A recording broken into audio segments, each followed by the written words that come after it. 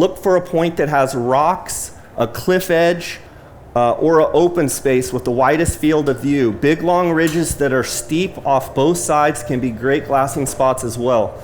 The reason it's important to find a rock pile is that it often gets you up and away from the brush. If I slip over to the next slide here, you can actually see that I've picked a glassing point out here on a rock.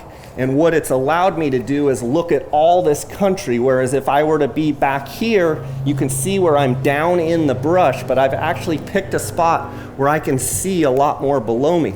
Now, one would argue that if you're getting close to an animal that you want to hunt, you don't want to get out and be extremely visible like that. But if you're just prospecting and looking for game, find those little outcroppings where you can see in a long distance.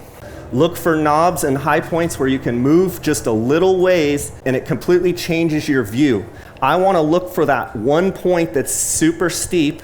Then I want to look where I can go through a saddle and maybe go this direction and get on another super steep point, and it opens up a bunch of new basins. That's what I specifically look for, either on a map or when I'm actually in the field and I'm driving or walking in new country. I'm like, that's a good glassing point. That's a good glassing point. My preference is to glass great quality country with a smaller view than a huge view with marginal habitat.